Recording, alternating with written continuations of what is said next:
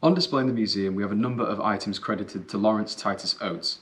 In particular, we have these two medals attributed to Oates: the Queen's South Africa Medal for his part in the Second Boer War, and the Polar Medal for his part in the ill-fated Scott mission to the South Pole. Oates began his military career in 1898 as a commissioned officer with the 3rd Battalion of the West Yorkshire Regiment. He was soon transferred to the 6th Inniskilling Dragoons in May of 1900 and took part in several actions during the Second Boer War. In one of those actions in 1901, he and the men under his command were ambushed by Boer commandos.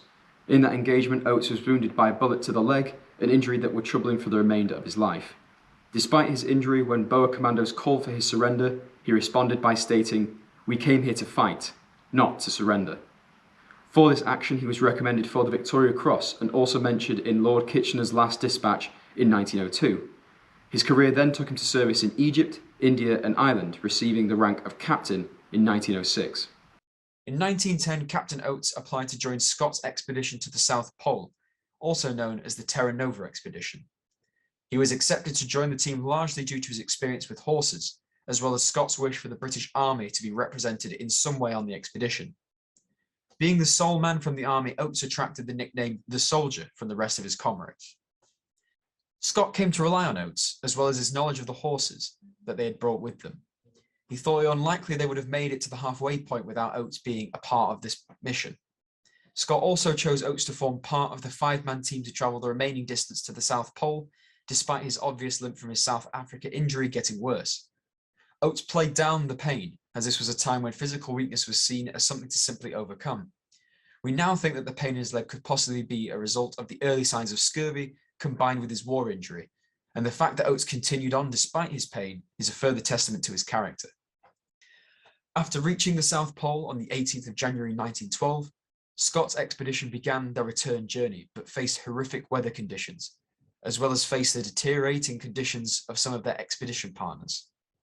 Oates was suffering from frostbite in his feet, and as such the speed at which the expedition could travel was severely slowed. Oates proposed to the party that they leave him in his sleeping bag and continue on without him, but they refused. However, Oates realized that with him slowing them down, it risked the fate of all of the remaining expedition members. Therefore, on the 16th and 17th of March 1912, Oates got up and left the tent, walking into a blizzard, reaching temperatures of -40 degrees. Scott remarked in his diary that as Oates left the tent, he said to his comrades, "I'm just going outside, and I may be some time." He also commented that Oates was a true English gentleman and a brave man, for he knew his death was coming slowly and chose to go and face it instead. Unfortunately, Oates' sacrifice was not enough to save his remaining comrades, and whilst the bodies of his comrades were found, he was never recovered. Both of these medals stand to show Oates' brave and courageous nature and values that the regiment holds highly to this day. His sacrifice and willingness to put others first are traits that we can all aspire to and add to the national identity of the British stiff upper lip. To this day, the regiment still holds Oates Sunday to commemorate his service and sacrifice.